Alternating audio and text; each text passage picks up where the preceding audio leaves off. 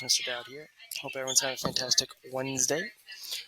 Today we're going to continue working on our Fort Jefferson project. Today is Wednesday, we have Thursday, and then Friday, and then we're going to start our final project of the year. Alright, so first off, I'm going to change this color from the bluish to a green. Actually, maybe not that green. Yeah, maybe more of a dark green.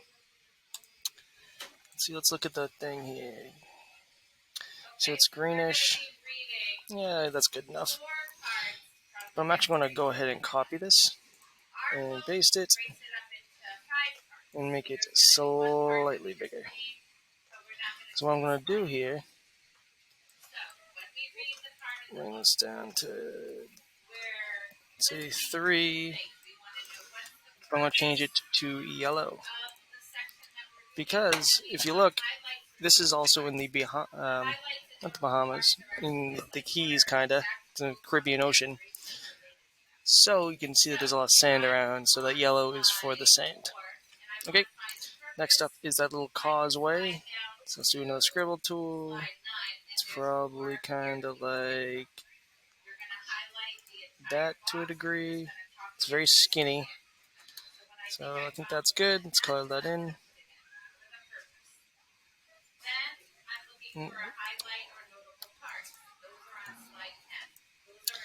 Looks good. Let's just make that a little bit skinnier. And we'll make it down to 3 again. Actually, I'll make that extra skinny. You'll see why in a second. That's a 2. So let's bring that over. Let's bring that to like right there. Obviously, we're going to make it huge. Kind of like that.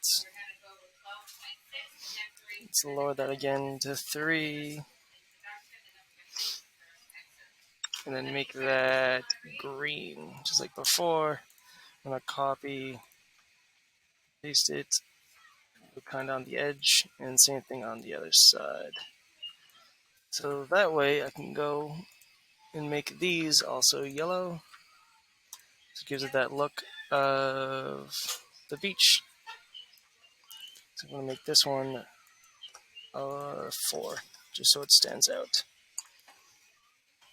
Let me make these. Yeah, that looks good. So I'm going to group these together. I'm going to leave it as multicolor, so those colors stay different, and kind of move it to its right location. Kind of like that. How's that looking? That looks pretty good. Cool. So next class I'll finish up with the other this part right here, and then I'll be pretty much done. Alright guys, that's all for today. Hope everyone's having a fantastic Wednesday. I'll see you again on Thursday. Bye.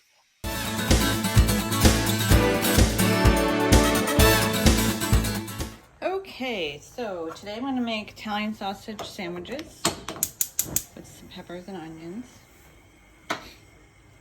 I'm going to cook some sausage here. And this is the roll. These are the rolls I'm going to put them on. So I'm going to butter these up first so I can toast them.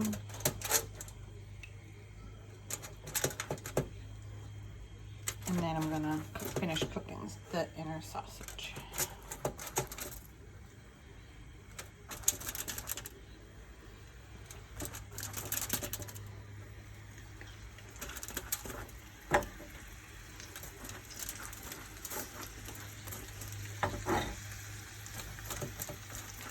Okay, so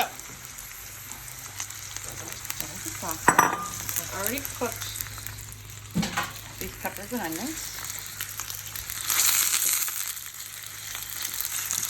Sausage.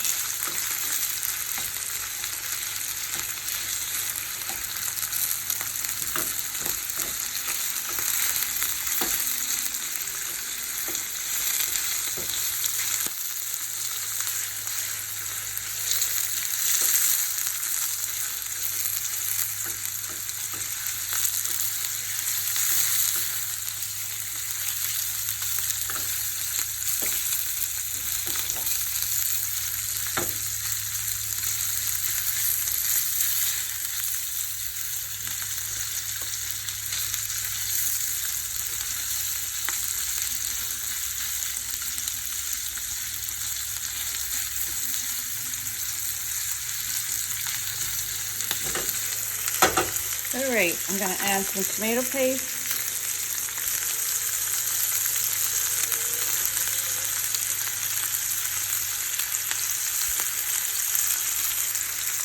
And a little bit of Italian seasoning.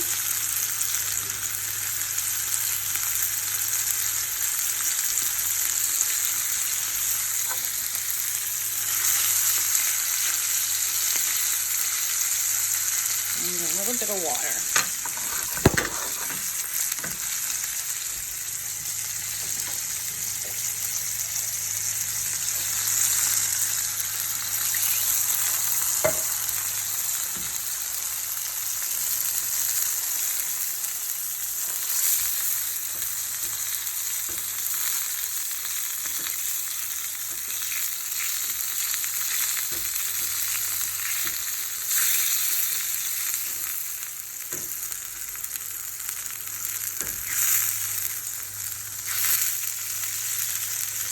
All right, I should put some salt and pepper in here.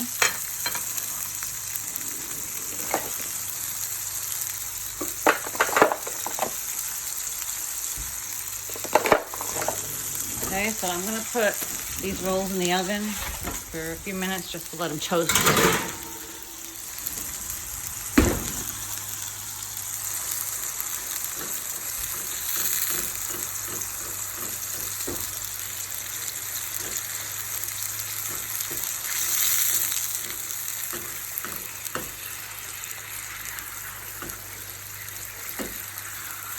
All right. So the sausage, the sauce, a little bit of Italian seasoning, salt and pepper.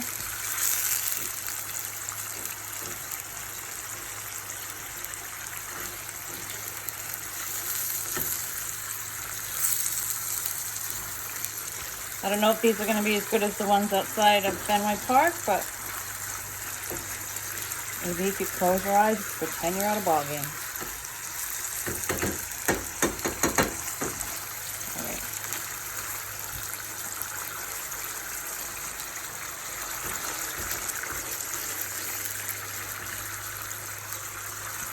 Turn it down a little bit so it could get,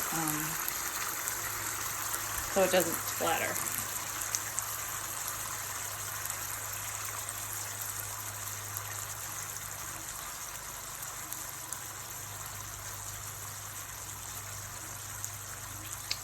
Grab a spoon.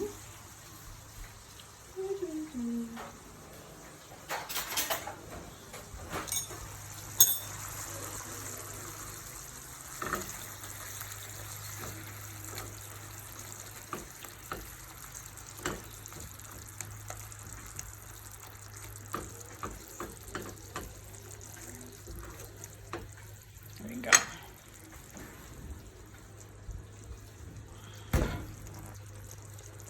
I'm just waiting for the rolls. So when the rolls are done, I'm going to take them out and I'm going to put this filling inside of it with the sausage and sauce and peppers and onions and some cheese. And then I'm going to put it back in the oven.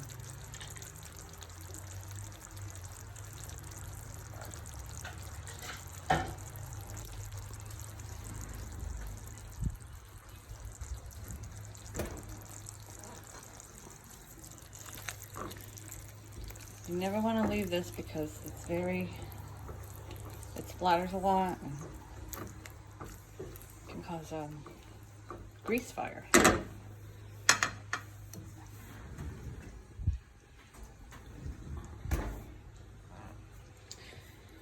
Okay, so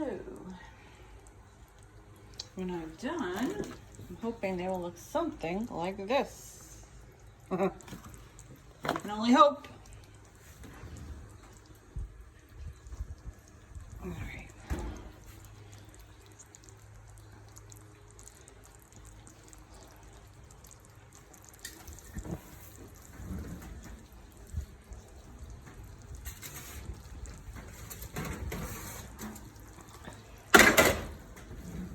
So now I'm gonna take some, shut the oven off, or the stove off. Take some of this, put it on here.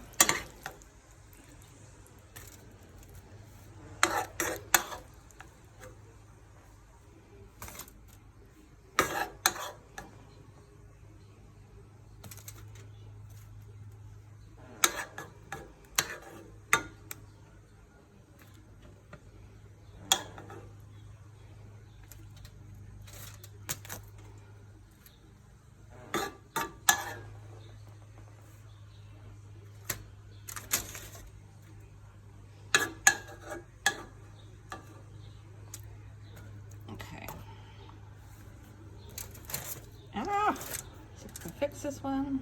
There. And now,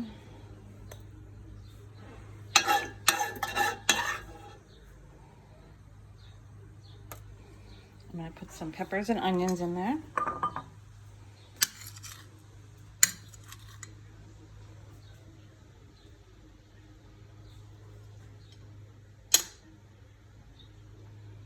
Peppers and onions.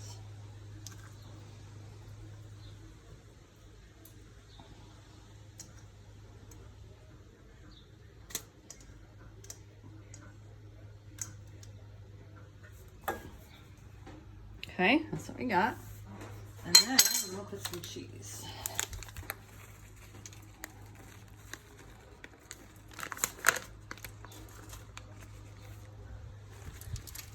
Nice out tonight. I have the kitchen window open in case it starts getting smoky. There. So now I'm going to put it back in the oven until the cheese melts, and then we should be good.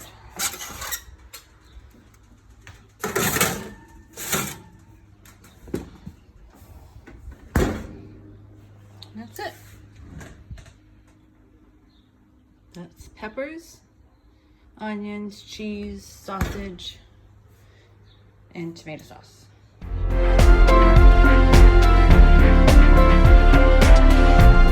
Hey Gators, welcome back to Language in Play. All right, we're rocking and rolling on this historical character project. Yesterday, we talked about coming up with that one historical event, right? One impactful moment for this character that's going to be the central focus of your play. So today, we need to come up with some other characters. We need to come up with some other people that can be in your scene. All right, how are we going to fill out this play? How are we going to fill out this scene? So again, my historical event was when Vlad Tepes regained his throne from the Ottoman Empire in 1476. And I had mentioned yesterday, just through my research, because I had to research this, I had to go and actually look all this up, right? And that's what I asked you to do yesterday. But through my research, I learned that he was captured by the Hungarians. So I looked up who was the leader of the Hungarians, and that was Matthias I of Hungary. Okay. Also, I needed to know who was the leader of the Ottoman Empire. Who did he actually have to take his throne back from? And that was Sultan Murad II of the Ottoman Empire. Some other characters that I noticed when I was doing my research was the Wallachian Boyers. The Boyers were the noble class in the Wallachian Empire. Okay, these were all the rich people who Vlad really didn't like, to the point where he used to invite them over for dinner, and before dessert, he would kill them. So he really didn't like these guys. So that I thought would be a really fun character because we can really make them kind of the bad guys in the play. And then also I found out who his mother was. His mother was Princess, I'm never going to say this name right, Sinadja of Moldavia. All right. So these are some of the characters. Now, can I come up with more characters later? Yes, absolutely. But I need a starting point. I need a base to be able to start writing a play. All right. And again, we're basing this on something that happened, something real. Remember, we're going to put a modern twist on it. All right. But we're still basing it on something real, something that happened. So your job today is to come up with your cast of characters. All right? There is no limit. You can come up with as many characters as you feel like you need at this time, but you're coming up with your cast of characters. All right, Gators. Can't wait to see what you come up with. Keep up the good work.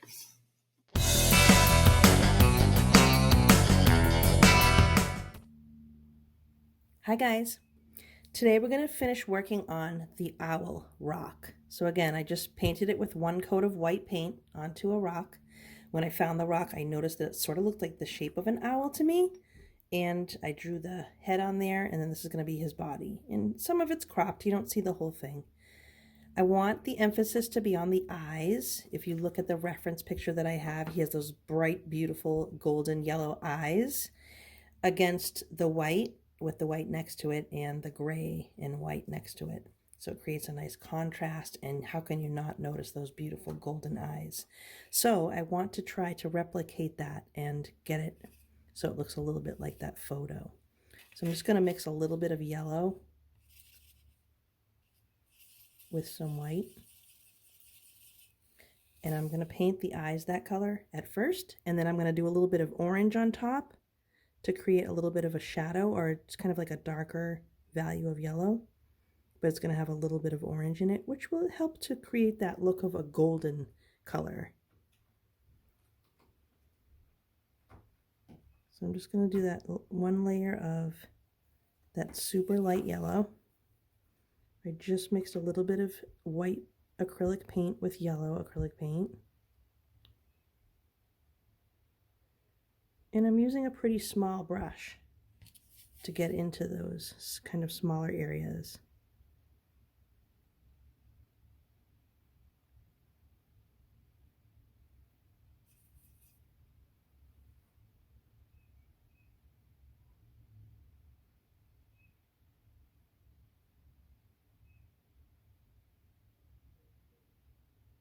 So I have my light yellow areas done.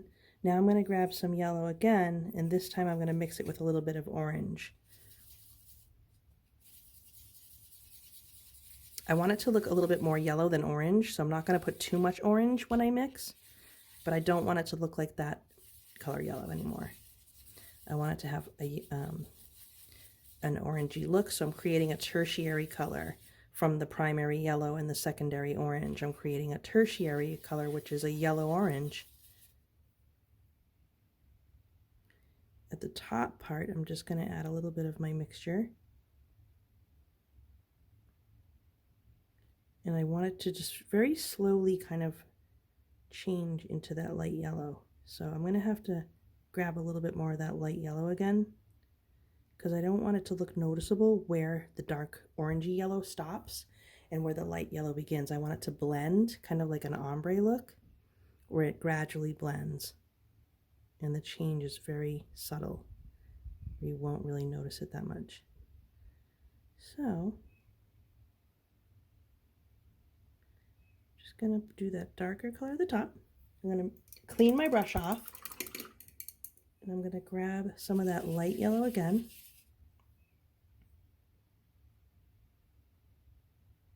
I have a little bit too much water on my brush, so I just wiped that off a little bit. Again, you don't need a lot of water on your brush because acrylic paint has water mixed into it. It's not like the watercolor paints we have used where they need water. I just like to clean my brush from time to time, and sometimes I add a little touch of water to the paint sometimes if I want to thin it out a little. Alright, so I'm liking how this looks so far. So it's just kind of a gradual change. I like how the dark and the light blend together. Just going to touch it up a little bit. I might even mix up a lighter yellow where I'm going to grab a little more white. Just a touch more white. But I'm still going to mix it into that yellow. And just do like a little touch up down here.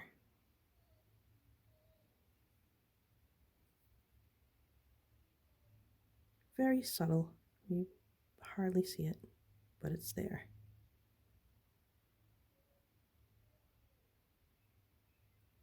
All right. So I'm going to let that dry before I start painting the black. So next time, I'm going to add the black pupil and a very thin black line around the border of the eyes. And I'm going to do that black beak, and then we'll work on all the feathers. All right, guys? Okay. I will see you later. Ha ha ha ha.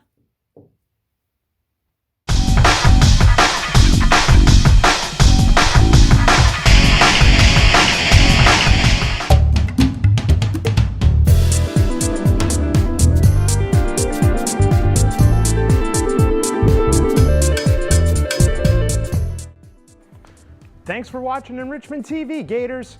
Remember, work hard, be nice, and we'll see you tomorrow.